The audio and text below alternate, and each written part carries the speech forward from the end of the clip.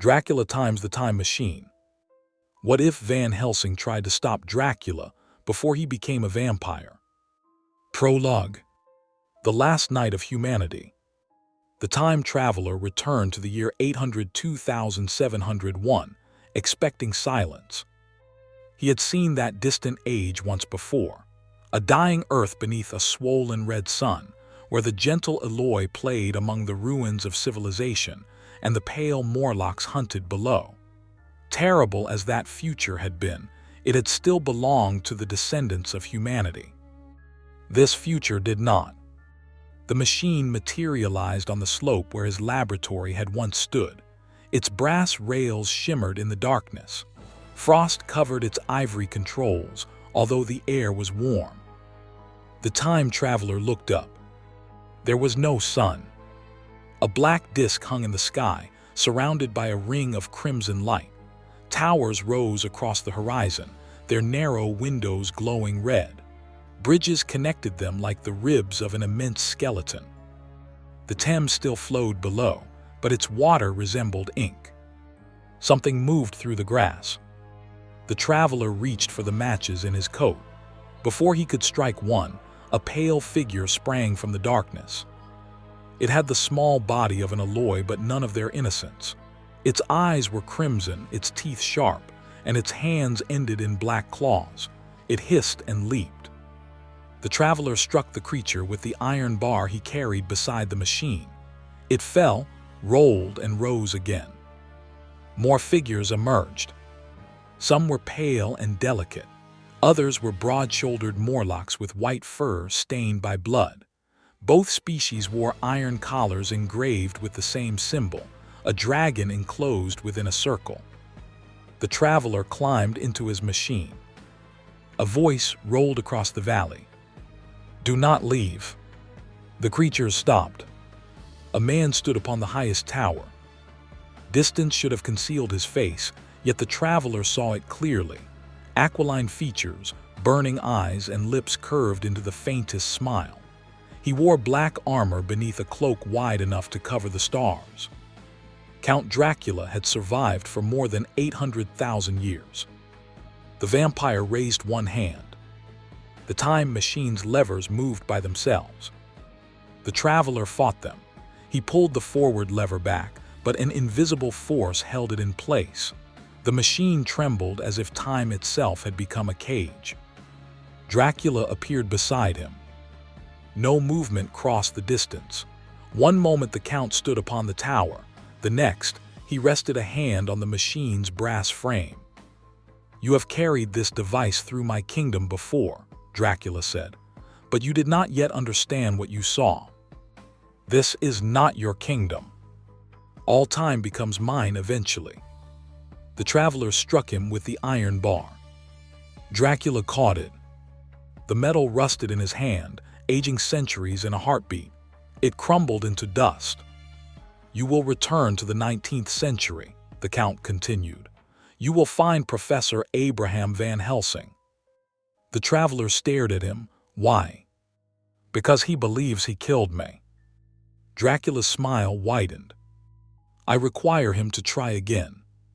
The traveler seized the reverse lever with both hands. The machine vanished. Dracula's claws closed upon empty air, but one drop of his black blood fell onto the temporal control. The drop stretched into a crimson thread as the machine accelerated backward through history. And Count Dracula followed. Chapter 1. The Ashes of the Count. Professor Abraham Van Helsing had watched Count Dracula die.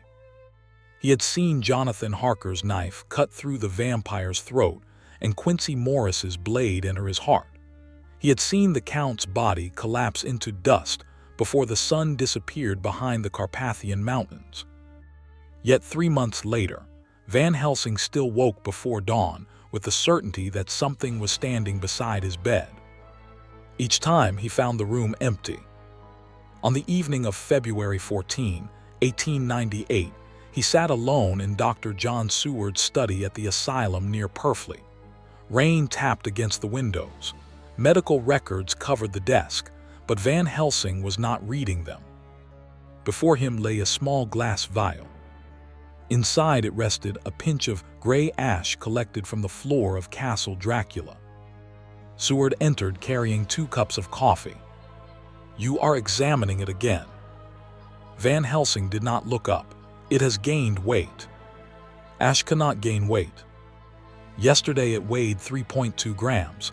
Tonight 3.4. Moisture. The vial is sealed." Seward placed the coffee beside him. "You have slept 6 hours in 3 days. And you believe tiredness changes the weight of matter." "I believe tiredness changes the certainty with which we interpret it." Van Helsing lifted the vial toward the gaslight. The ash moved. Not much. A single grain slid upward along the glass against gravity, then fell back among the others. Seward saw it. Neither man spoke for several seconds. "At the castle," Van Helsing said at last, "Dracula's body became dust. We assumed this meant destruction. We drove a knife through his heart." "Yes, at the moment of sunset, between his strength and weakness. But what if the body we killed was only one arrangement of him?" Seward frowned. "You speak as if he were a chemical compound." "Blood is chemistry, life is chemistry, perhaps undeath also." The front door bell rang. A moment later, an orderly entered. "A gentleman is asking for Professor Van Helsing." "At this hour?" "He says he has come from Richmond. He also says he has come from 800,000 years in the future." Seward sighed. "Send him to a vacant room." "No," Van Helsing said. "Bring him here." The visitor entered wearing a torn evening suit. His hair was disordered, his face gray with exhaustion, and dried blood marked the cuff of his shirt. In one hand he carried a brass lever. In the other he held a box of matches as though it were a weapon. He locked the study door behind him. "My name is unimportant," he said, "but I believe you know a man called Count Dracula." Van Helsing rose. "Why do you ask?" "Because he rules the future." The stranger placed the brass lever on the desk. Something dark stained its base. The ash inside Van Helsing's vial rose toward it. Seward stepped back. "What is that?" "His blood," the stranger answered, "or what his blood becomes after 800,000 years." Van Helsing took a crucifix from his pocket and held it above the stain. The blood recoiled. It drew itself across the brass like a living worm, avoiding the shadow of the cross.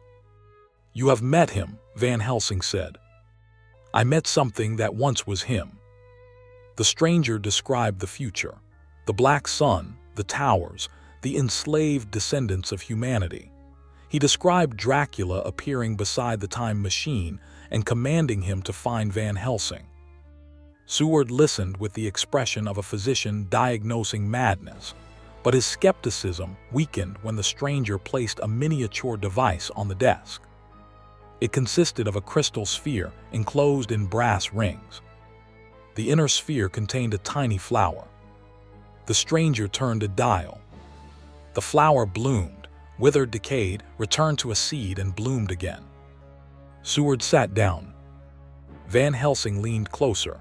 "A machine that moves through time. The larger apparatus is hidden near my house in Richmond." "And Dracula's blood touched it?" "Yes."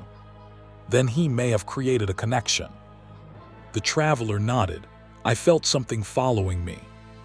A gust of wind struck the windows. The gaslights dimmed. Inside the sealed vial, Dracula's ashes formed a small black hand and pressed against the glass.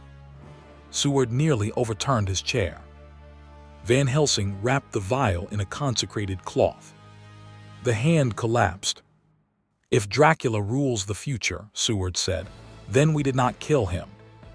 "Perhaps we killed him in 1897, Van Helsing replied. "But death is no barrier to a creature with 800,000 years in which to overcome it." The time traveler looked toward the rain-covered window. "There is another possibility. Dracula knew I would return to you. Perhaps this meeting is part of his design. Then we disappoint him. How? Van Helsing looked at the device containing the flower. We go to the time before Dracula existed. The traveler's face hardened. You want to kill him as a man. I want to prevent him becoming a monster. You cannot know what changing the past will do. I know what refusing to change it will do. You have shown me. Seward stood. Professor, you are discussing the murder of a human being who has not committed Dracula's crimes. Vlad Dracula committed many crimes before he became a vampire. Then judge those crimes, not ones he has not yet committed. Van Helsing turned toward him. If you stood beside the cradle of a plague, John, would you refuse to close it because the disease had not yet spread? A man is not a plague. The ash struck the inside of the vial. Once, twice, 3 times. The sound resembled a heartbeat. Van Helsing picked it up. No, he said quietly, but some men choose to become one. Outside the asylum, lightning divided the sky. For a fraction of a second, a tall figure appeared beyond the gates. When darkness returned, it was gone. Chapter 2. The Machine at Richmond. The time machine stood inside a locked laboratory behind the traveler's house. Van Helsing walked around it slowly. The device resembled a chair constructed within an open framework of brass, nickel, ivory, and crystal. 2 large rails curved along its sides. A saddle-like seat faced a panel of levers. No engine was visible. No coal, Van Helsing asked. No. Electricity. Partly. What moves it? The traveler rested a hand on the frame. The same thing that moves everything through time. The machine merely changes our direction. Seward had insisted on accompanying them to Richmond, but refused to travel into the past. If you fail to return, he said, someone must know what happened. Van Helsing handed him a sealed journal.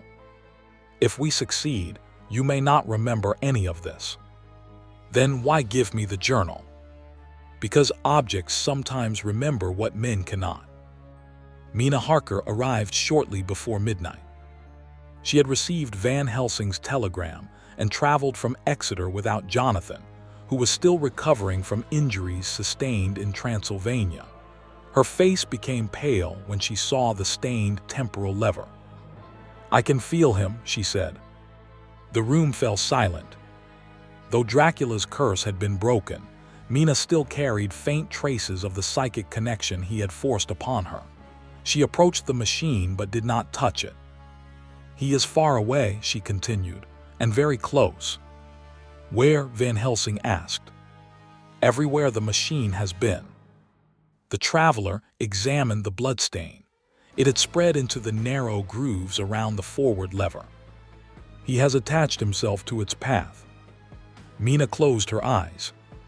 A vision entered her mind. She saw a battlefield under a red sky. Men impaled upon wooden stakes stretched toward the horizon. At the center stood a younger Dracula, not the pale count they had hunted, but a living prince covered in rain and blood. Behind him towered another figure. An older Dracula. A future Dracula. The elder placed his hands around the living prince's head and bent toward his throat. Mina opened her eyes. You must not go. Van Helsing steadied her. What did you see? He is waiting in the past. That is impossible, the traveler said. He cannot have arrived before us. He has existed long enough to learn patience. The traveler removed the stained lever and replaced it with a clean one. He placed the contaminated mechanism inside a lead case marked with a cross. We traveled to 1462, Van Helsing said, before the traditions placed Dracula's transformation. Traditions are not history. They are what we have. Mina caught his arm. Promise me you will look at the man before you kill him. Van Helsing met her eyes. Do not look only for the monster you remember, she continued. That is what Dracula wants.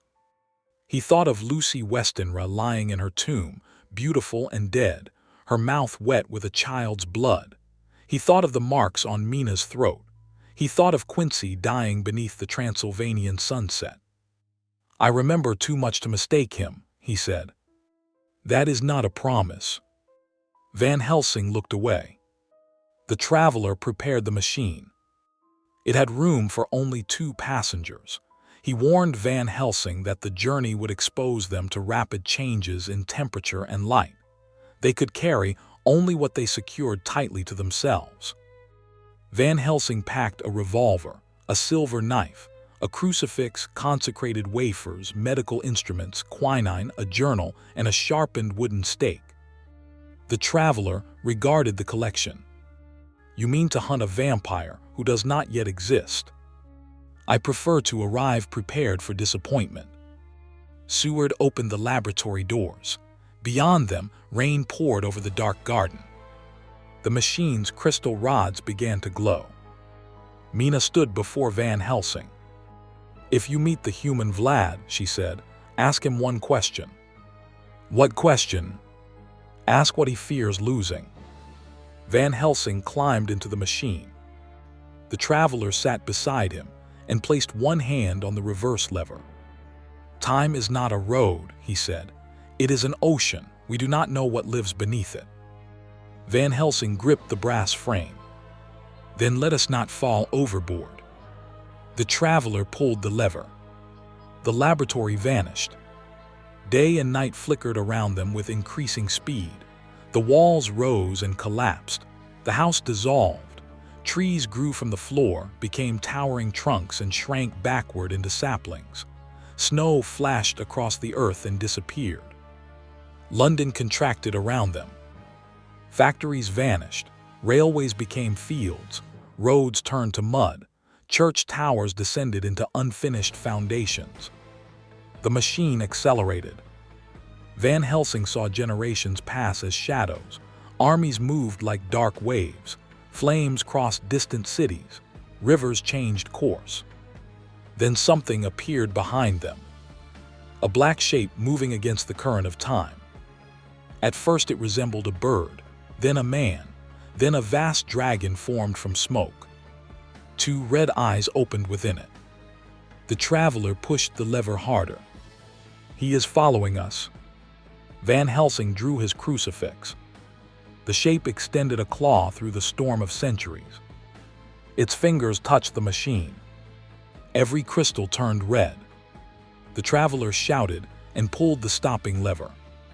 The time machine fell out of eternity. They struck frozen ground beneath a sky filled with snow. Somewhere nearby, men screamed in Romanian. Arrows fell around them. One pierced the traveler's shoulder. Horsemen charged across the field. At their head rode a living man wearing black armor and a cloak lined with crimson. He raised his sword. Spies, he said, take them alive. Van Helsing looked into the face of Vlad Dracula. They had arrived too late to remain unseen.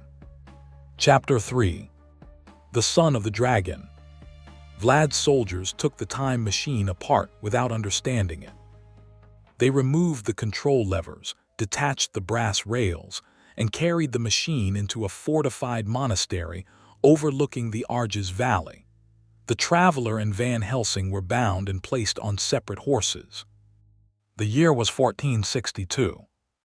Wallachia was at war. Burned villages lined the road.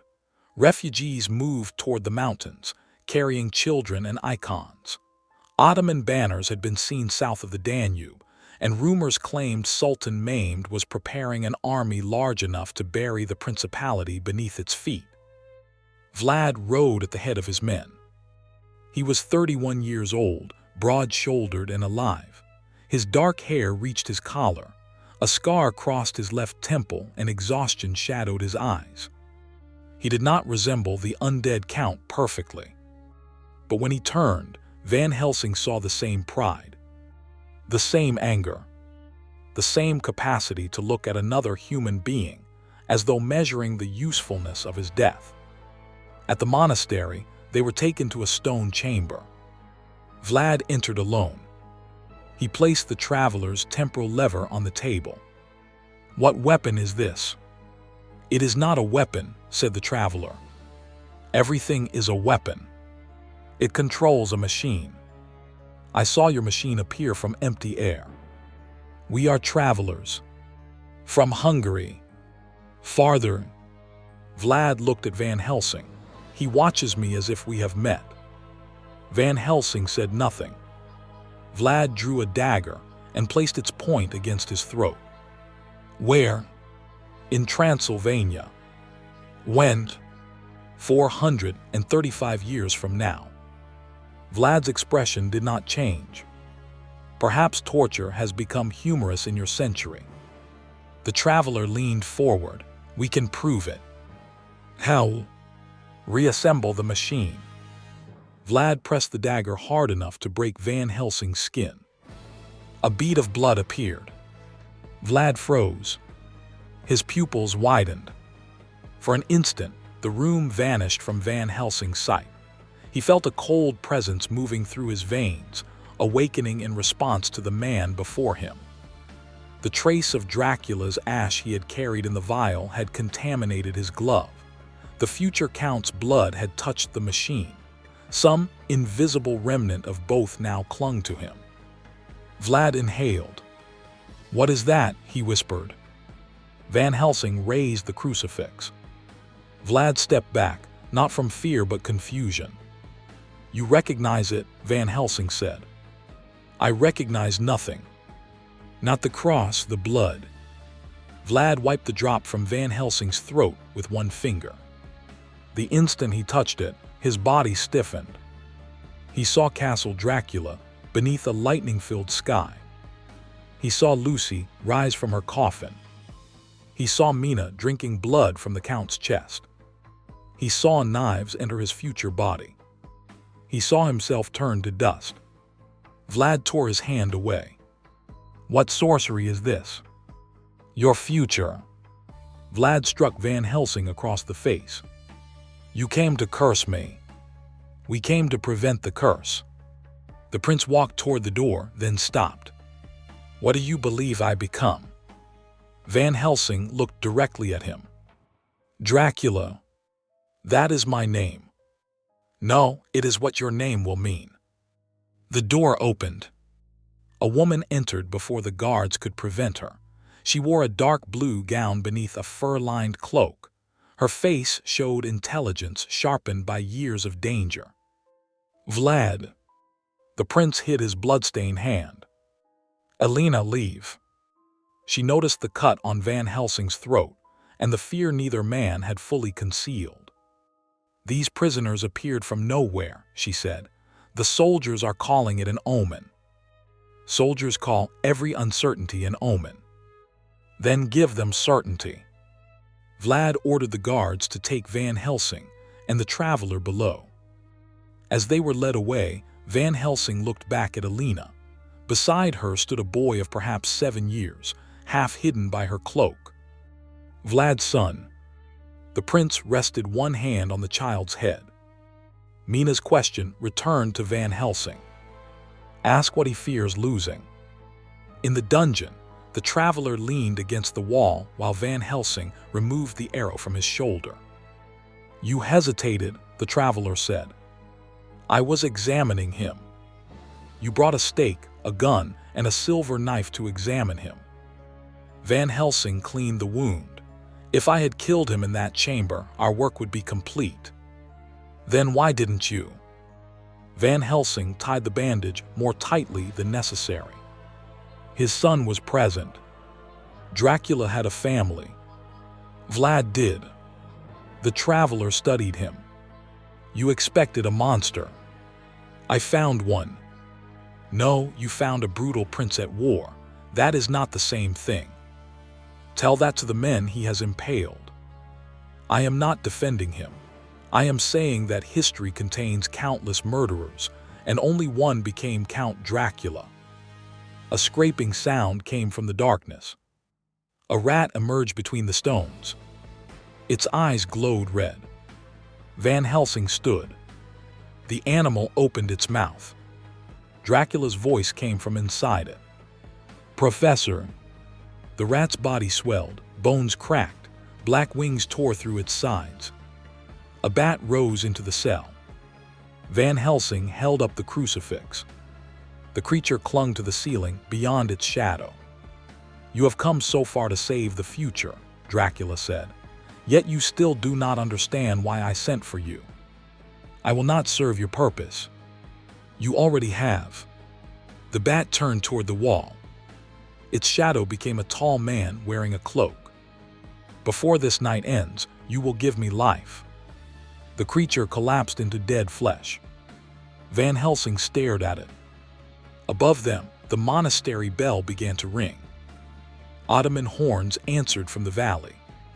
And from somewhere beneath the monastery came a second bell, one that had been buried for centuries.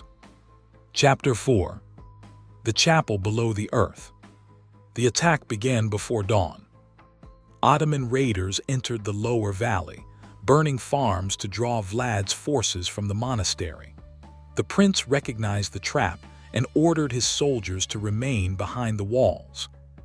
Then a messenger arrived carrying the severed hand of one of Vlad's scouts.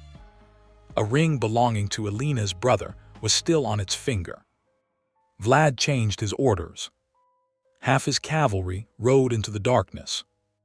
Within an hour, the monastery held only wounded soldiers, servants, monks, prisoners, Alina and her son. The ancient bell beneath the floor continued to ring. The traveler pressed his ear against the dungeon wall. "There is a hollow chamber behind these stones." Van Helsing examined the mortar, newer than the surrounding wall. Together they pushed against the weakest section. Several stones fell inward, revealing a narrow passage. The corridor descended beneath the monastery. They followed it through stale air until they reached an underground chapel. Its walls were painted with faded images of saints battling winged demons. At the center stood a stone altar engraved with the dragon symbol Van Helsing had seen on the future vampires' collars. The symbol was not Christian. It was older. On the altar rested a silver bowl filled with black dust. Van Helsing opened his journal. This monastery was built over a pagan sanctuary. The traveler studied the murals, or a prison. One painting showed a horned shadow trapped beneath a mountain. Human figures offered it blood. Another showed a warrior drinking from the shadow and rising from a grave. A third showed the warrior devouring his descendants until the sun turned black. The final image had been damaged. Only a brass chair surrounded by stars remained visible. "The time machine," the traveler whispered. "No, this painting is centuries old." "Then why is it here?" A voice answered from the passage. "Because you have always come here." A monk entered the chapel. He was old and thin, with clouded eyes and a red cord tied around his neck. Van Helsing had seen him among the monastery's clergy. The old man bowed. "I am Father Nicodim, last keeper of the Order of the Empty Cross." Van Helsing raised his revolver. "You serve Dracula." "I serve the event that creates him." The traveler moved toward the altar. "You know about the machine." "We know what our visions permitted us to know. A chariot of brass would descend from eternity. A hunter bearing the blood of the dragon would deliver it to the dragon's son." Van Helsing touched the cut on his throat. "You intend to turn Vlad into a vampire." "No, you do." Footsteps echoed behind them. Armed monks entered from both passages. They wore no crosses. Each had a dragon branded over his heart. Van Helsing fired. The bullet struck Father Nicodim's shoulder, but the monk did not fall. Black blood spread across his robe. The others attacked. The traveler seized a torch and swung it across the passage. Van Helsing drew his silver knife. Its blade burned the first monk it touched, revealing that the men were neither fully alive nor fully dead. They were servants waiting for their master to exist. One seized Van Helsing's wrist, another took the revolver, a third struck the traveler from behind. Father Nicodem removed the lead case containing the stained temporal lever from Van Helsing's coat. He opened it.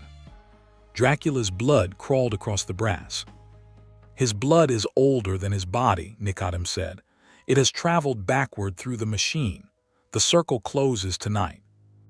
"You cannot create a man from his own future blood," said the traveler. The monk smiled. "Why not?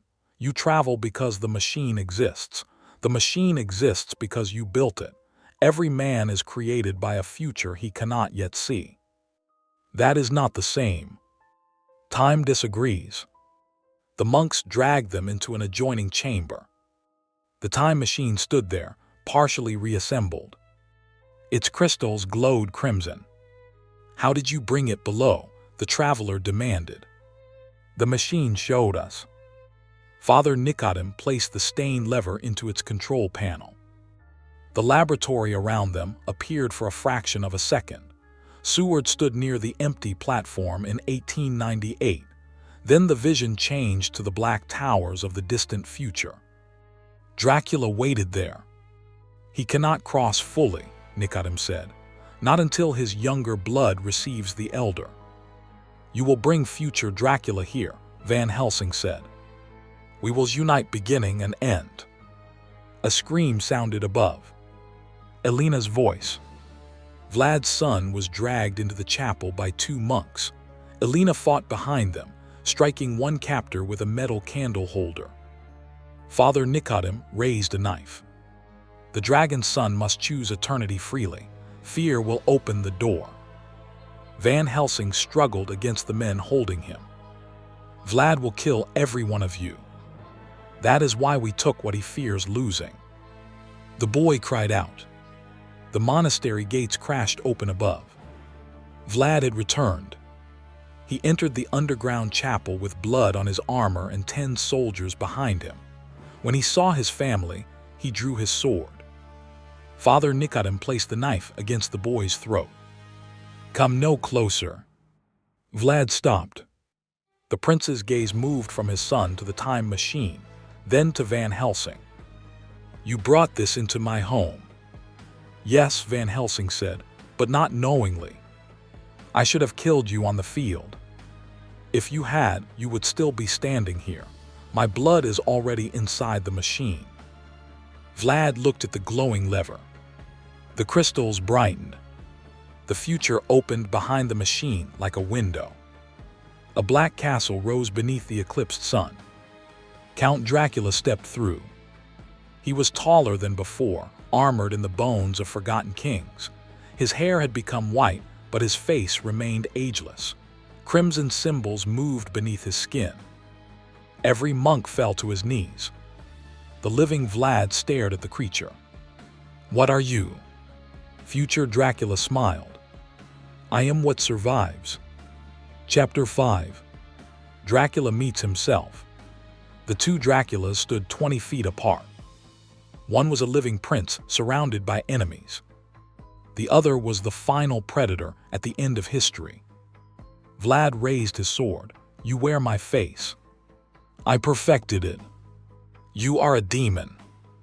I am your victory." Future Dracula walked through the kneeling monks. Each withered as he passed, surrendering centuries of stolen life to him. Their bodies collapsed into dust. Father Nicodem welcomed death with a smile. "The circle is complete." Dracula placed one hand on his head. The old monk crumbled. The count turned to Vlad. "You spent your mortal life defending a country that betrayed you. Kings abandoned you. Priests condemned you. Enemies surrounded your family. Time reduced every victory to a paragraph written by cowards. Vlad held his sword steady. And you offer me what? Enough life to correct them." He pointed toward the time machine. "Empires rise and rot. Faiths replace one another. Nations erase the names of those who built them. We alone remain."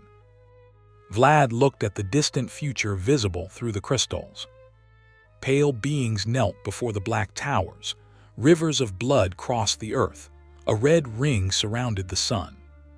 That is not victory. It is peace. It is a graveyard. Graveyards do not rebel. Elena pulled her son behind her. Future Dracula looked at them without affection. Vlad noticed. What happens to my family? They die. His sword shifted toward the Count. Dracula continued calmly, as all brief creatures must. Then your immortality failed. They taught me the error of love. Vlad attacked. His blade passed through Dracula's body as though cutting smoke. The future vampire reformed behind him and seized the back of his armor. Vlad drove his elbow into the Count's face. Dracula barely moved. He threw his younger self across the chapel. Vlad struck the altar and fell. Elena ran toward him. Future Dracula raised one hand, and an invisible force lifted her from the ground. "Release her," Vlad shouted. "You must understand the moment that created us." Dracula's claws lengthened. Van Helsing tore free from his weakened captor and raised the crucifix. The Count recoiled enough for Elena to fall. The traveler reached the machine and pulled at the temporal lever. It would not move. "The blood has locked the controls." "Remove it," Van Helsing shouted. "If I remove it while the corridor is open, we may tear this entire century apart." Future Dracula laughed. "That is why I chose you. A hunter would travel into the past. A scientist would fear destroying it. Between you, I am inevitable." Vlad rose and retrieved his sword. He stared at Van Helsing. "You came here to kill me." "Yes." "Why?" "Because that creature carries your name through centuries of murder. And you believed killing me would erase him." "I did." "Do you still?" Van Helsing looked at Elena and the boy. "No." Future Dracula's smile disappeared. Van Helsing drew his silver knife. The Count moved toward him. Vlad stepped into his path. "You will not touch him. He entered your century to murder you. Then he is mine to punish." For the first time, the living prince and the vampire stood side by side in posture. Proud, cold, unwilling to surrender ownership even of an enemy. Future Dracula struck. Vlad blocked with his sword. The blade shattered, but the impact diverted the Count's claws. Van Helsing drove the silver knife into Dracula's side. Black blood poured from the wound. It struck the chapel floor and began crawling toward Vlad. "Do not let it touch you," Van Helsing shouted. The blood moved like hundreds of worms. Vlad backed away. Dracula seized Van Helsing's coat and lifted him. "You wish to prevent my birth," he whispered. "Now watch yourself become its father." He threw Van Helsing against the time machine. The stained temporal lever pierced Van Helsing's shoulder. His blood ran down the brass and mixed with Dracula's. The machine roared. Time opened around them. They saw Vlad's childhood as a hostage at the Ottoman court. They saw his father murdered. They saw enemies buried on stakes. They saw Elena falling from a tower in one possible history and surviving in another. They saw Dracula's castle. They saw London. They saw Lucy Westenra open her eyes inside her coffin. They saw the year 802,701. Past and future collapsed into the chapel. The black blood reached Vlad's boot.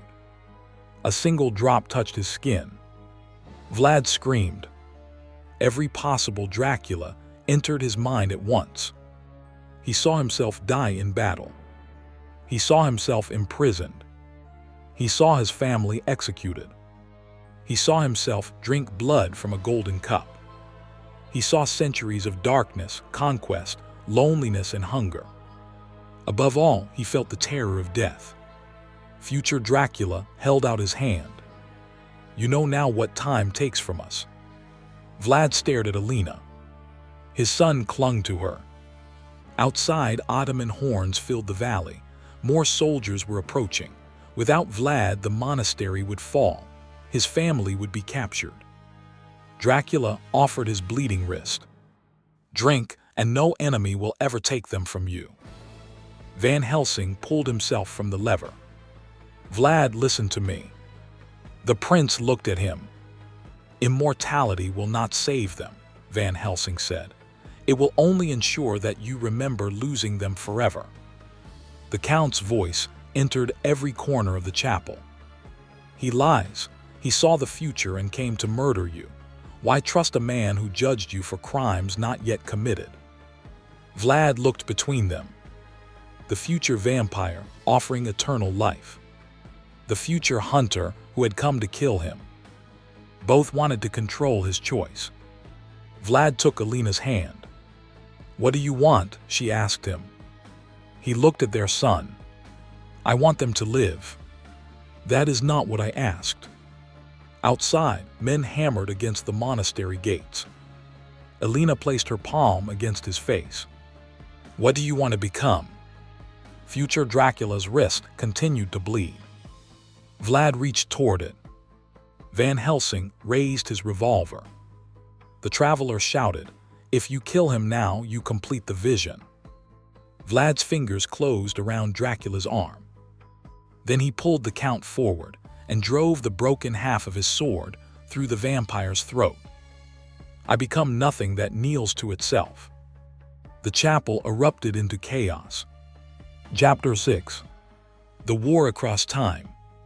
Future Dracula tore the broken blade from his throat. The wound closed immediately, but Vlad's refusal had damaged something deeper. The red symbols beneath the vampire's skin flickered. The time machine's crystals turned from crimson to white. The traveler reached the controls. "His existence is unstable." "Can you send him back?" Van Helsing asked. "Not while his blood connects him to this century." Dracula transformed. His cloak spread into enormous wings. His body lengthened, armor merging with flesh until a black dragon filled the underground chapel. Its horns struck the ceiling. Stone collapsed around them. Vlad pushed Alina and their son toward the stairs. "Take them above." Van Helsing caught Alina's arm. "The monastery is surrounded." "There is a mountain passage behind the eastern wall," she said, "but the gate is sealed." Vlad pointed to his surviving soldiers. "Open it." The dragon exhaled a storm of black mist. Men caught inside it aged instantly. Hair whitened, armor rusted, and skin collapsed over bone. Vlad dragged his son clear. The traveler turned the machine's secondary dial. The chapel shifted into daylight. For 3 seconds, they occupied the same location at noon.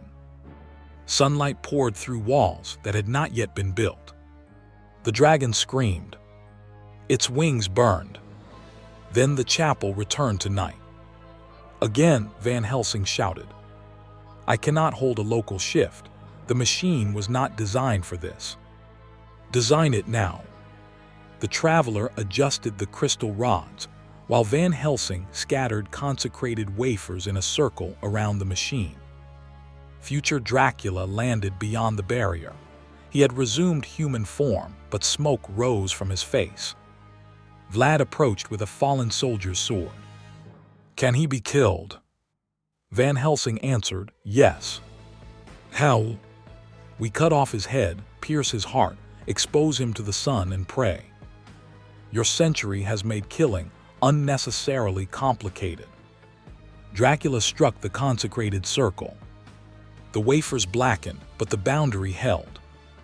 Van Helsing removed a small crystal regulator from the time machine.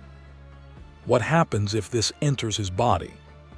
The traveler glanced at it. "It will link him directly to the machine." "Across time?" "Possibly. Then every version of him." The traveler understood. "You want to wound the living Vlad with it." Vlad turned. Van Helsing continued quickly. If Dracula's future blood transformed you, every version of the Count may become connected through that blood. A temporal fragment placed inside you now would remain part of him throughout his existence. You propose putting your machine inside my body. A very small part. And then, we expose his entire existence to daylight at once. The traveler shook his head. It might erase Dracula. That is the intention. It might also erase every event he influenced, every birth, death, and decision connected to him. Van Helsing thought of Mina, Jonathan, Lucy, Quincy, and all who had been changed by the Count. Then we do not erase him, he said. We close the future beyond his death. How? Van Helsing pointed toward the vision of the Black Towers.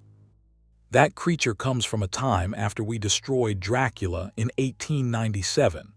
Link his future self to the moment of that destruction, not to his birth. The traveler examined the machine. We would need an anchor from 1897. Van Helsing reached inside his coat and removed the vial of ash. A small part of the Count's remains. I brought one. Future Dracula saw it. The calm vanished from his face. No. Van Helsing placed the vial inside the machine's crystal chamber. The future changed. The Black Towers flickered. For an instant they became ruins beneath a natural sun. Then darkness returned. Dracula attacked the barrier. The consecrated circle broke. Vlad met him with the sword. The Count caught the blade and drove his claws into his younger self's chest. Vlad fell. Elena screamed. Dracula knelt over him and opened his own wrist. You refuse because you still believe refusal matters. He forced the wound toward Vlad's mouth. Van Helsing seized the silver knife and cut Dracula's arm away. The severed limb became a swarm of bats before it touched the floor. The Count struck him across the chapel. Van Helsing's ribs cracked. The traveler activated the machine. The underground chamber vanished. They appeared on a snow-covered mountain at noon. Sunlight struck future Dracula. His skin ignited. Vlad also screamed. Black veins spread from the wound in his chest. Enough of the future Count's blood had entered him to begin the transformation. The machine shifted again. They appeared in Castle Dracula in 1897, seconds before Jonathan's knife cut the vampire's throat. Past Van Helsing stood nearby, watching the wagon race toward the setting sun. Two versions of Dracula existed in the same moment. The vampire in the wagon opened his eyes. Future Dracula reached toward him. No, the traveler shouted. The two Counts began to merge. If they joined, Dracula would carry 800,000 years of knowledge back into 1897. Van Helsing drove the temporal crystal into future Dracula's chest. White light passed through both vampires. The machine lurched. They appeared in London in 1898, inside the Richmond laboratory. Mina and Seward stood frozen, as if time had stopped around them. Then the machine carried everyone forward. Cities rose. Wars crossed Europe. Machines filled the sky. Humanity reached the moon. Centuries passed in seconds. Future Dracula remained impaled upon the temporal crystal. Each dawn burned him, each night restored him. He screamed through millions of sunrises. But the blood inside Vlad continued transforming him. The living prince's teeth lengthened. His heartbeat slowed. Van Helsing caught his shoulders. Fight it. Vlad's eyes turned red. I have fought all my life. Then fight once more. For what? Van Helsing looked toward Elena and the boy, who clung to the machine's framework as time stormed around them. For the right to die as yourself. Vlad saw his family. His eyes returned briefly to brown. He seized future Dracula's wrist. The vampire stared at his younger self. You cannot reject what you become. I can reject becoming you. Vlad pulled the temporal crystal deeper into the future Count's chest. The black towers appeared around them. The machine had reached 802,701. Vampiric alloy and Morlocks surrounded the platform, bowing before their wounded king. Dracula raised his head. Kill them. The creatures attacked. Chapter 7. The Kingdom of Eternal Night. The first Morlock struck Vlad from behind. He fell from the time machine and rolled across black grass. The creature leaped upon him, but Vlad caught its throat and broke its neck with strength he had not possessed minutes earlier. He stared at his hands. The transformation was accelerating. Van Helsing fired into the approaching creatures. Bullets slowed them but did not kill them. Elena protected her son with a fallen metal rod. The traveler fought to keep the machine stable. Above them, the black sun trembled. Future Dracula pulled the crystal from his chest. The wound remained open, leaking light instead of blood. This world is mine, he said. Every creature here carries my life. Vlad looked across the valley. Thousands of pale descendants moved between the towers. Some crawled on 4 limbs. Others wore robes and armor. All bore the dragon symbol. You made slaves. I made survivors.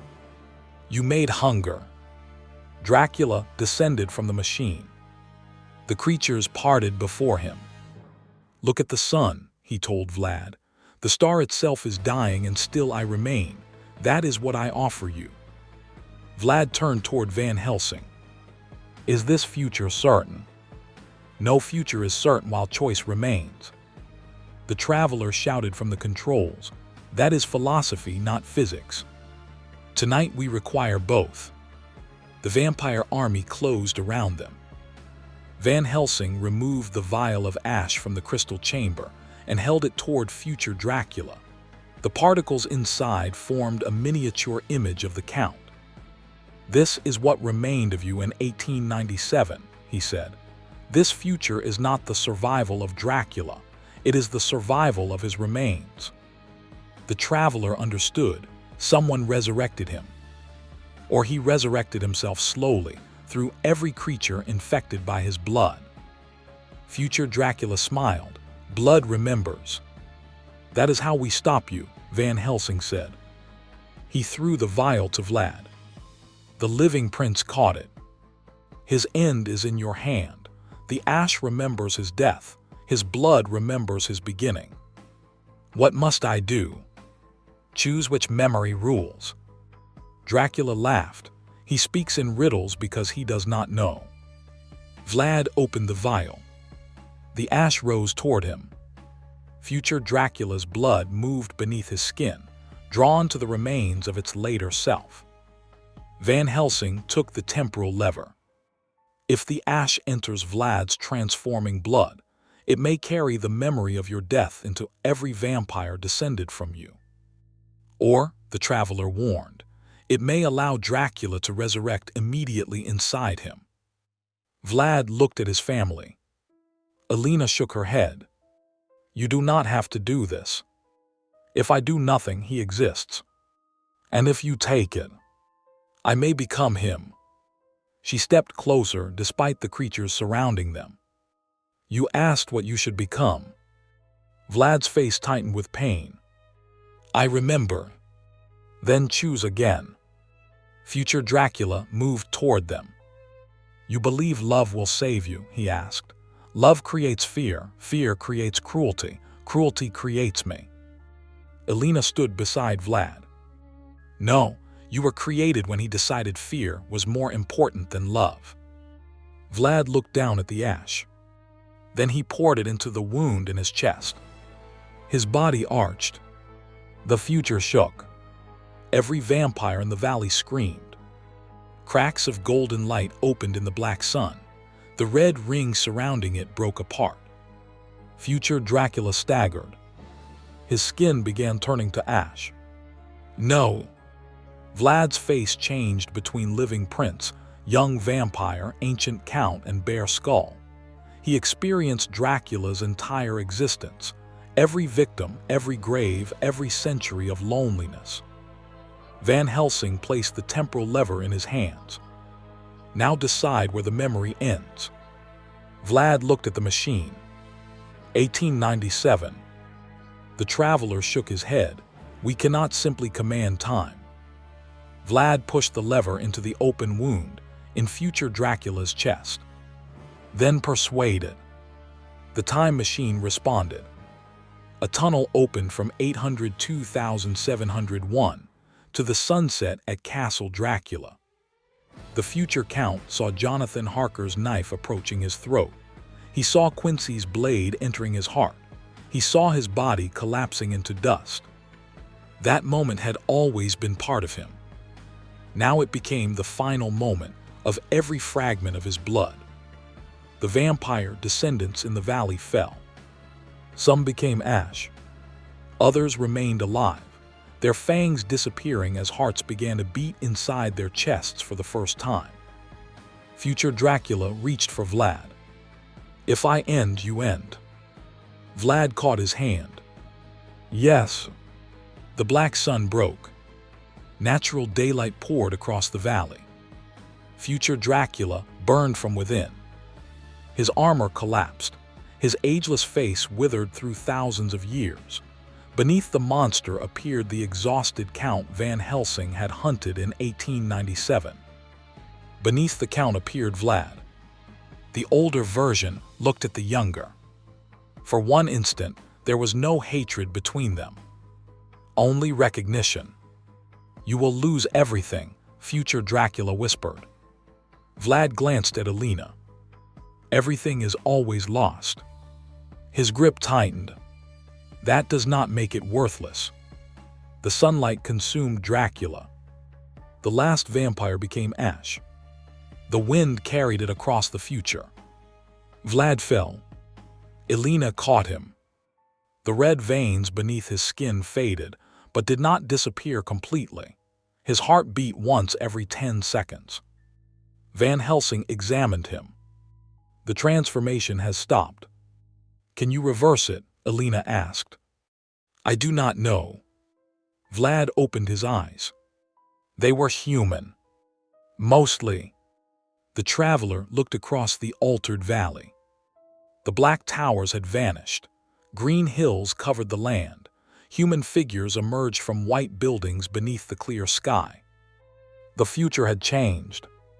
But the time machine began to dissolve. The brass rails became transparent. The crystal rods flickered. We must return now, the traveler said. Our departure point may no longer exist. Van Helsing helped Vlad into the machine. There is not enough room, said Alina. We leave you here, you remain in this future. Then take my son. Vlad shook his head. No. The machine trembled. Parts of it disappeared. The traveler adjusted the seat and opened the rear framework. Hold onto the rails. Do not release them, regardless of what you see. Alina climbed behind Vlad with the boy between them. Van Helsing took his place beside the traveler. The future began to collapse around the machine. Where are we going? Vlad asked. Back to your century, Van Helsing answered. No, said the traveler. First, we must return to 1897. Van Helsing understood. They had ended future Dracula by binding every trace of his blood to the Count's death. Now they had to make certain that death still happened. The traveler pulled the lever. The green future vanished. Chapter 8. The death that must happen. They arrived at Castle Dracula less than 1 minute before sunset. Snow covered the courtyard. Gypsies surrounded the wagon carrying the Count's coffin. Jonathan Harker and Quincy Morris raced toward it while Mina and the others watched from the cliffs. Time moved slowly around the machine. Vlad saw his castle. Centuries separated it from the fortress he knew, yet he recognized the mountains and the shape of the eastern tower. What became of my home? Van Helsing looked toward the wagon. You did. Inside the coffin, Dracula opened his eyes. He felt his younger self nearby. The wagon's lid burst upward. The Count rose before sunset, stronger than history remembered. The new connection to Vlad had warned him of the attack. Jonathan's knife missed his throat. Dracula struck him aside. Quincy drove his blade toward the vampire's heart, but Dracula caught his wrist. History was changing. If he survives this moment, the traveler said, the future may restore itself. Van Helsing jumped from the machine. He landed between the wagon and the setting sun. Dracula recognized him. You. The Count looked past him and saw Vlad standing beside the machine. Hatred and terror crossed his face. What have you done? Vlad drew the silver knife Van Helsing had given him. I remembered how we die. Dracula released Quincy and attacked his younger self. Vlad met him. Their blades struck. Dracula possessed centuries of strength, but his body was connected to the ash Vlad had taken into himself. Every wound one suffered echoed faintly in the other. Vlad cut Dracula's arm. The same line opened across his own skin. The Count smiled. You cannot kill me without killing yourself. I know. He attacked again. Jonathan recovered and joined him. Dracula blocked both men, moving with inhuman speed. Van Helsing ran toward Mina. She stared at Vlad. Who is he? The beginning. She understood without further explanation. Mina closed her eyes and reached through the remnant of her psychic connection to Dracula. The Count's mind opened before her. She saw fear. Not fear of death. Fear of becoming mortal long enough to regret. Jonathan, she shouted, the throat. Jonathan feinted toward Dracula's heart, then reversed his knife. The blade crossed the Count's neck. Blood poured over the snow. The same wound appeared on Vlad. Elena screamed. Vlad dropped to one knee, but did not release the Count. Quincy raised his knife. Dracula caught it. Van Helsing seized Quincy's arm and drove the blade forward with him. It entered Dracula's heart. The Count looked at Vlad. For a moment, both men had the same wound, the same blood, and the same face. Dracula whispered, "You will become me." Vlad tightened his grip around him. No. The sun touched the horizon. Count Dracula collapsed into dust. Vlad fell beside him. History resumed. The gypsies fled. Mina ran to Jonathan. Quincy sank against a boulder, bleeding from the wound in his side, exactly as Van Helsing remembered. But something was different. Quincy was still alive. In the original history, his wound had been fatal. Now Seward reached him quickly enough to stop the bleeding. A small change. A human life returned. Elena knelt beside Vlad. His throat wound was deep, but blood still moved through his veins. Van Helsing pressed cloth against it. Will he live? I cannot tell. Vlad opened his eyes. The red had disappeared completely. The future Count's death had removed the vampiric blood from him. But the prince remained wounded. You succeeded, Van Helsing said. Vlad tried to laugh. I have been told that before. The time machine flickered. The traveler called from the seat. We must take them back now. Van Helsing looked at Mina. She recognized the choice in his face. If you return him to 1462, she said, Dracula may still exist. He will return knowing what he becomes. Can you trust him? Van Helsing looked at Vlad. The prince had committed atrocities before becoming a vampire. Ending the curse had not made him innocent. Returning him to the past could restore the original chain of events or create a different monster. Vlad heard them. You crossed centuries to kill me, he said. Now you are afraid to let me live. Yes. Good. Fear should not disappear merely because we fought the same enemy. Elena held their son close. What will you do when you return? Mina asked. Vlad looked toward the distant mountains. Win my war.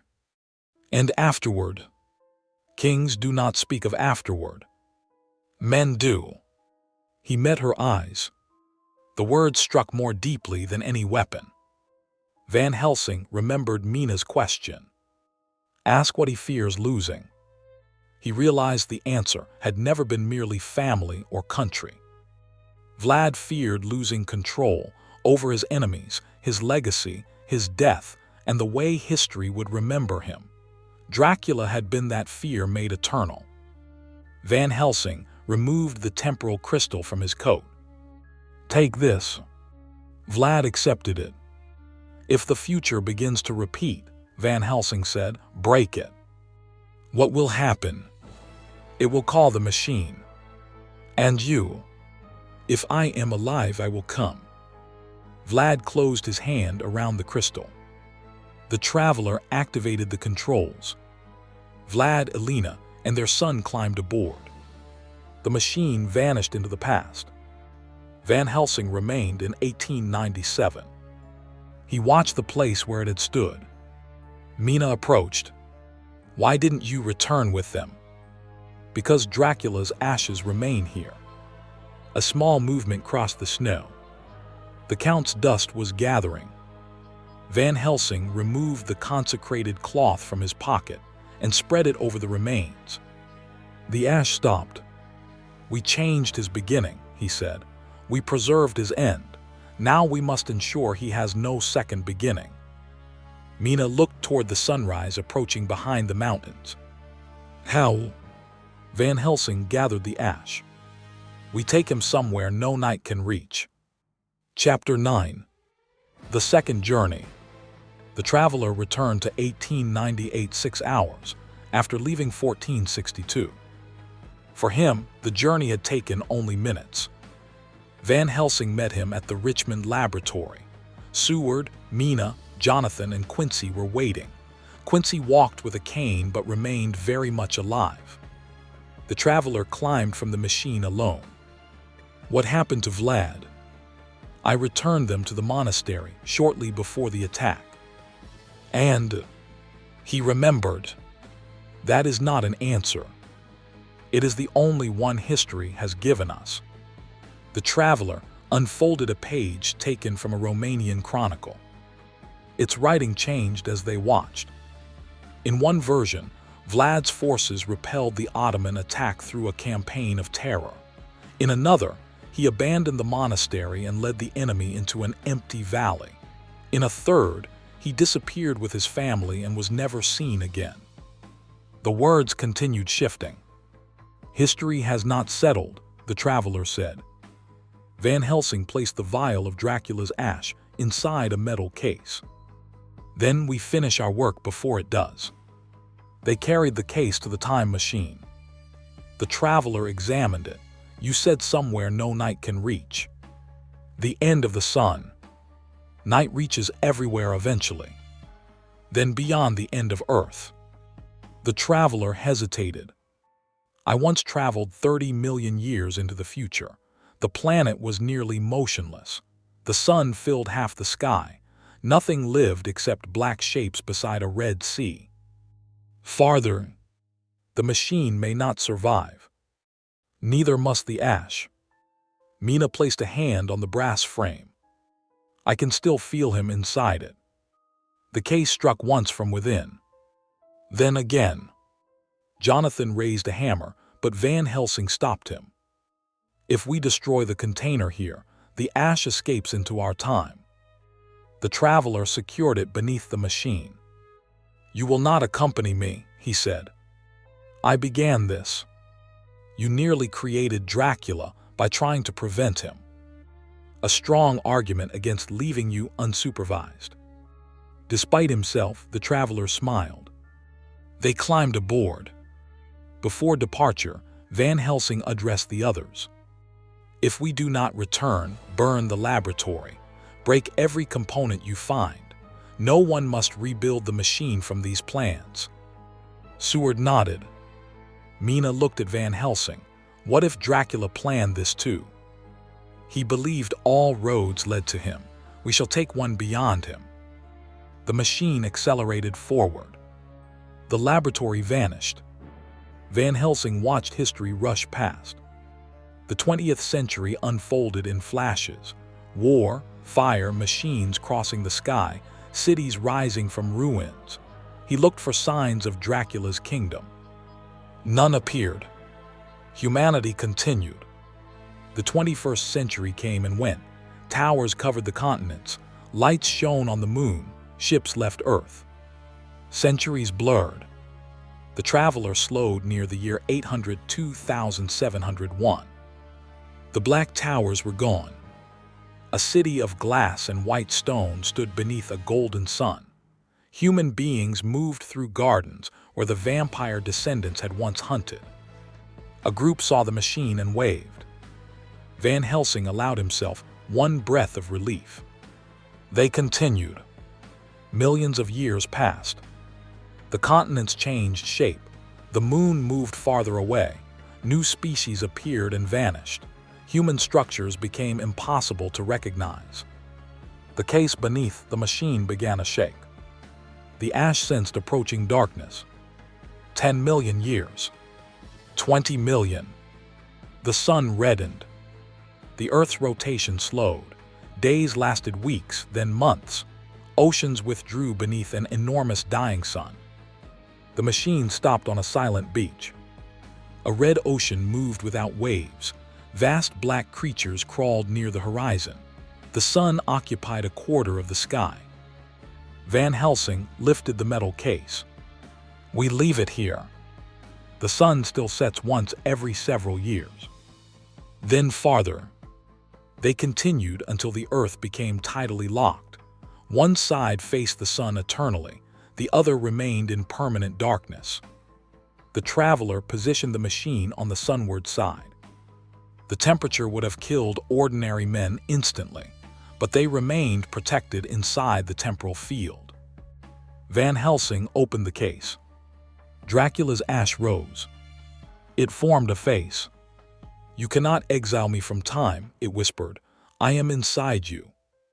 Van Helsing held the vial toward the white sky. "No, you were inside our fear of death." The ash formed claws around the glass. "You saw what waits for humanity. War, decay, extinction. I offered continuity. You offered yourself. What is civilization but the will of the dead imposed upon the living? The living may refuse." The vial cracked. Black smoke poured out and formed Count Dracula beside the machine.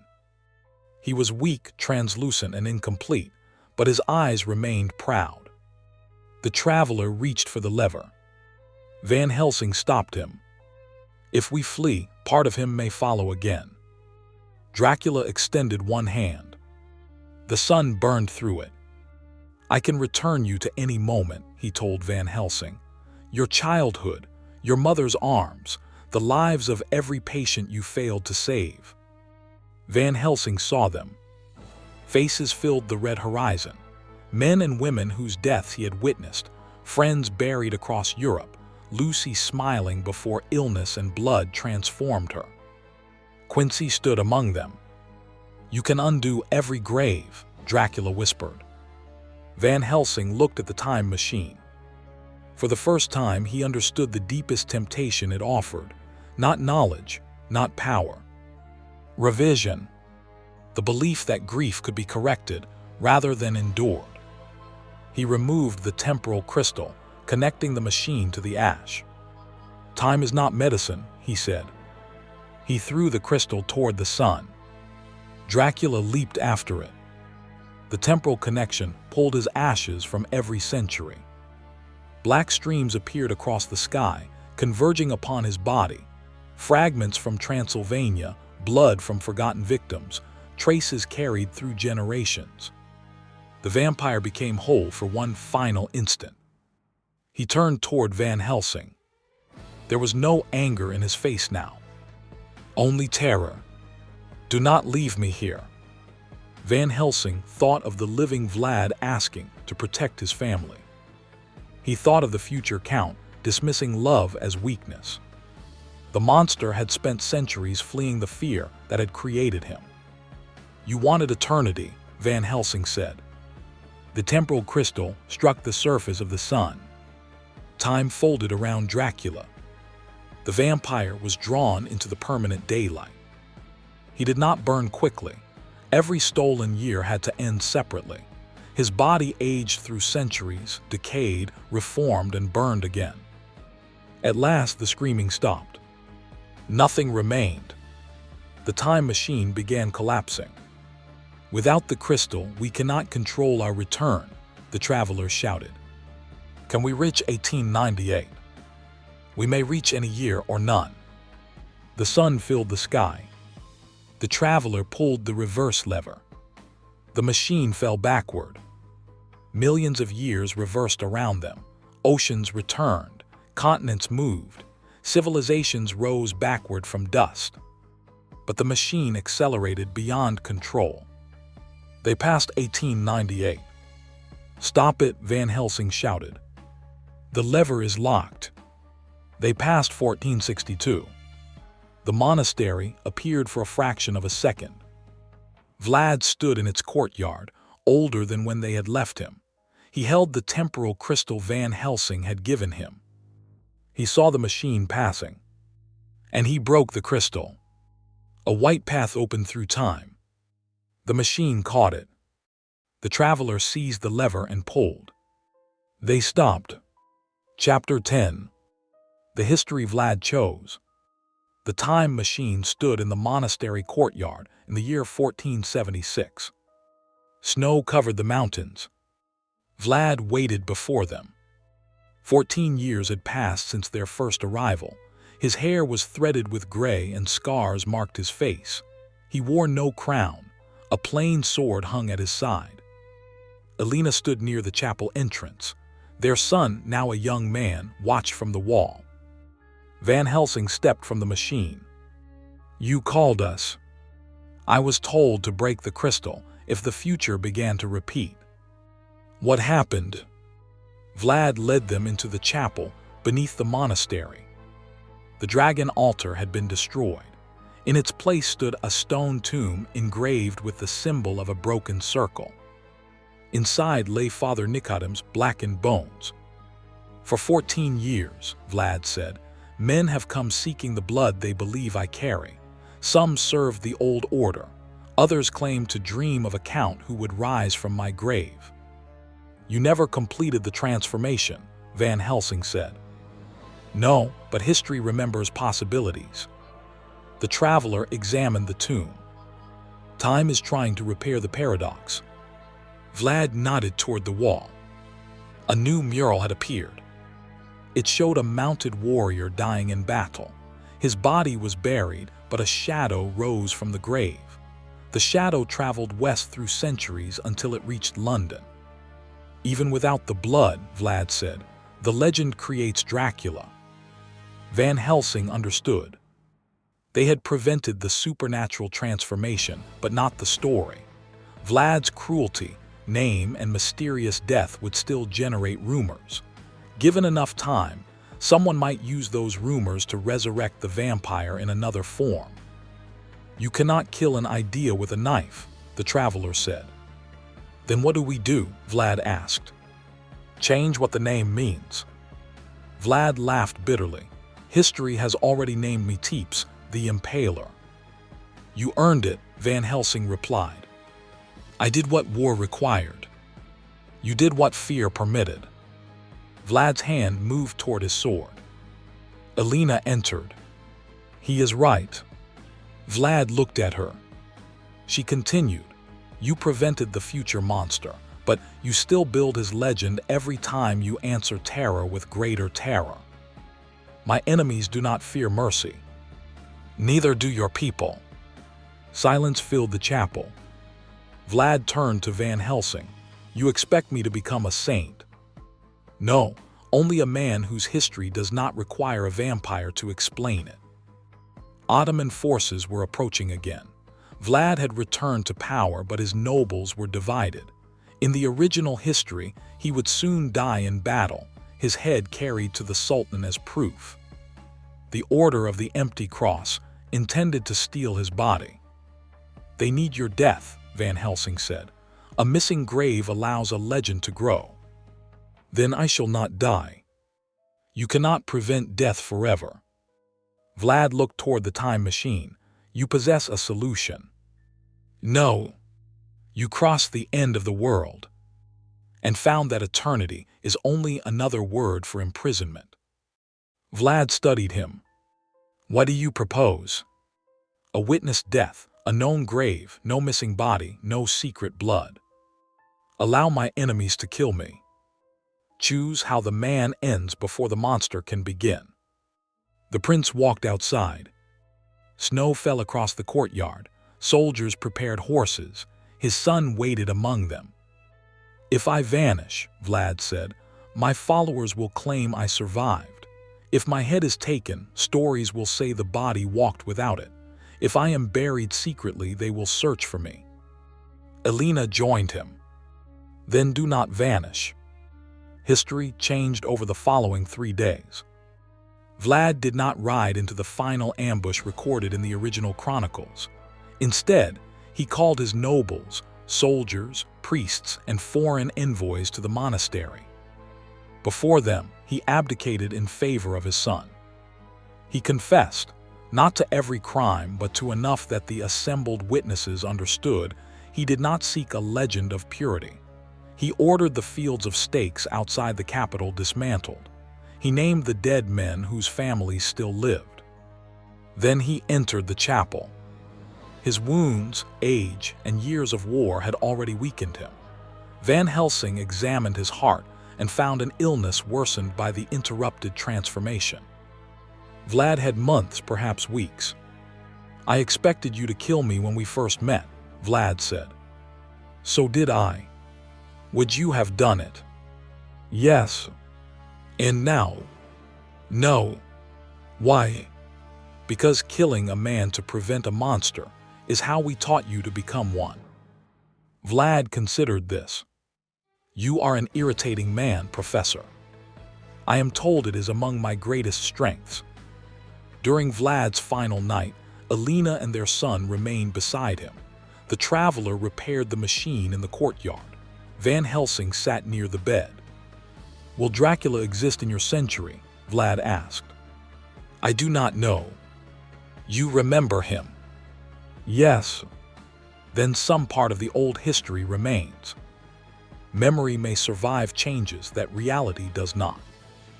Vlad closed his eyes. "Tell me what he feared." "Dracula, the creature I would have become." Van Helsing thought of the ash begging not to be left beneath the eternal sun. "An ending." Vlad opened his eyes again. "Then let him have one." He died before dawn. His body was displayed publicly according to the customs of the age, then buried beneath the monastery chapel in a stone tomb. Hundreds witnessed it. The grave was sealed with iron, silver, and a simple Christian cross. No secret order took his blood. No shadow rose. No vampire opened its eyes. The time traveler and Van Helsing stood before the tomb. The inscription read, "Vlad, son of Dracula, Prince, warrior, sinner, man. He died once." The traveler touched the final line. "Do you think that will be enough?" "No," Van Helsing answered, "but it is better than a missing grave." They returned to the machine. Elena gave Van Helsing a sealed document. "What is this?" Vlad's account of what happened. He ordered copies placed in monasteries across Europe. If history learns the truth, it may change everything. History never learns one truth, it chooses among many. Van Helsing climbed into the machine. Elena looked at him. "Will we meet again?" "Not in this life." "Then remember him correctly." The machine began to glow. Van Helsing looked toward Vlad's tomb. "I will remember all of him." They disappeared. Chapter 11. A world without Dracula. Richmond returned around them. The laboratory was different. The walls were painted white instead of green. Several books had vanished. The portrait above the fireplace depicted a landscape Van Helsing did not recognize.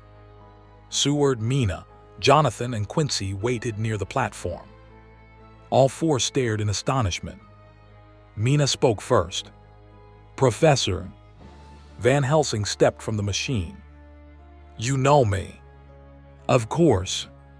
"Do you know Count Dracula?" She frowned. "The historical prince." "Not a vampire." "A vampire." Jonathan approached. "What happened to you?" Van Helsing looked at Quincy. The American appeared healthy, with no need for a cane. "You did not die in Transylvania." Quincy laughed. "I have never been to Transylvania." Van Helsing removed the vial from his coat. It was empty. The ash no longer existed. Seward examined him. "You look as though you have seen a ghost." "No," Van Helsing said. "I have seen the absence of one." They searched the library. Bram Stoker's notes on a Transylvanian vampire did not exist. Newspaper reports of the Demeter arriving at Whitby with a dead crew had been replaced by an ordinary shipping notice. Lucy Westenra was alive and married to Arthur Holmwood. No children had disappeared on Hampstead Heath. Renfield had died peacefully years later. Castle Dracula was an abandoned ruin associated with a 15th-century prince, whose tomb remained beneath a Wallachian monastery. The monster was gone, yet other things had changed. Without Dracula bringing them together, Mina and Jonathan had never met Van Helsing. Seward had no reason to summon him to England. Quincy had never formed the friendships that once defined the last months of his life. They recognized Van Helsing only because they had gathered in response to a strange letter he had sent before leaving, a letter protected inside the time traveler's temporal field. Their memories of Dracula were gone. His were not. Mina watched him carefully. "You are grieving someone." "Many people." "Are they dead?" "Some are alive now." She struggled to understand. Van Helsing smiled sadly. "It is possible to mourn an experience even when its victims have been saved." The traveler covered the time machine with a sheet. "I will dismantle it." Van Helsing looked at him. "Will you?" "I have seen what a man can do when he believes the past owes him correction." "And what if someone else builds one?" "Then I hope they meet someone as irritating as you." Weeks passed. Van Helsing returned to Amsterdam. He resumed teaching medicine but added a new lecture to his courses, The Ethics of Intervention.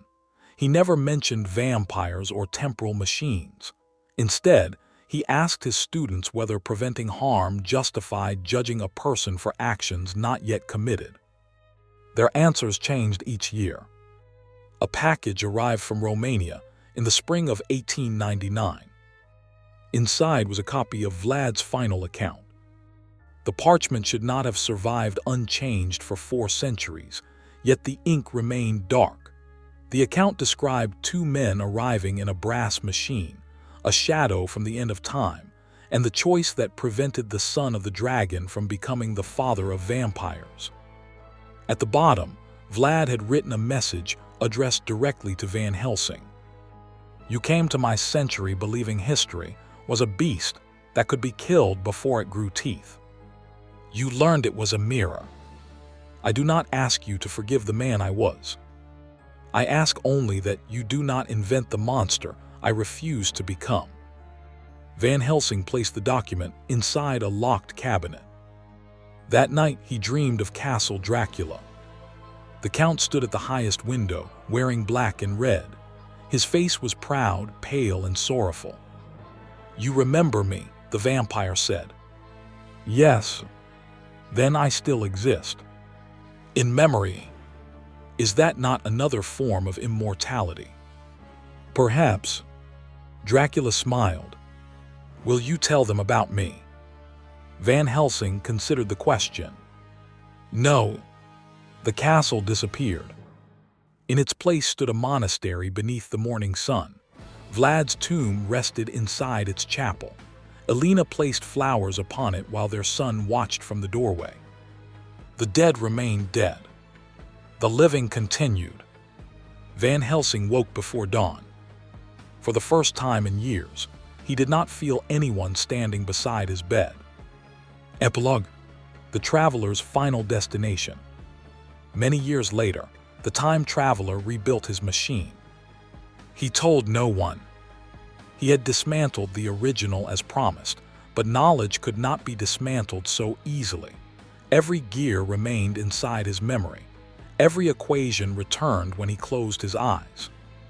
He did not rebuild it to change the past. He wanted to see the future they had made. The machine carried him forward.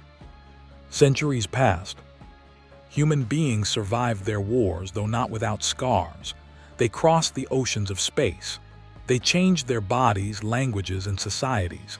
Some ages were cruel, others were peaceful. No vampire empire appeared. At the year 802,701, the traveler stopped. Sunlight covered the valley. Children played near a river. They were neither Eloi nor Morlocks, but recognizably human. A city stood in the distance, filled with gardens and silver towers. One child noticed the machine. "Are you from the past?" she asked. "Yes." "Was it terrible?" "Sometimes." "Was it wonderful?" "Sometimes." She considered this answer. In the center of the city stood a museum devoted to extinct legends. The traveler entered and found displays about dragons, ghosts, sea monsters, and creatures that drank blood. One glass case contained a book. Its title was Dracula. The traveler's heart stopped. He opened it. The story was not about an immortal Transylvanian count. It was about a prince who saw the monster he might become and chose to die as a man. Van Helsing appeared not as a vampire hunter, but as a traveler who learned that saving the future did not grant ownership of the past. The final page showed Vlad's tomb. Beneath the illustration was a sentence. "The darkest future is not inevitable merely because we can imagine it." The traveler closed the book. Outside, sunset colored the sky. For a moment, he remembered the Black Towers, the enslaved descendants of humanity, and Count Dracula standing beneath the eclipsed sun. That world had been real. Now it existed only in the memories of two men. One of those men had died centuries ago. The traveler returned to his machine. Before leaving, he looked toward the western horizon. A dark figure stood there, tall, motionless. Its cloak moved in the evening wind. The traveler reached for a match. The figure stepped into the light. It was only a statue of Vlad, older and unarmed, holding a broken circle in one hand. The inscription beneath it read, "He was not innocent. He was not eternal. He was human." The traveler smiled. He pulled the lever and disappeared into time. Behind him, the sun set naturally. Night came. It held no red eyes, no black wings, and no immortal king. And when morning arrived, humanity was still there.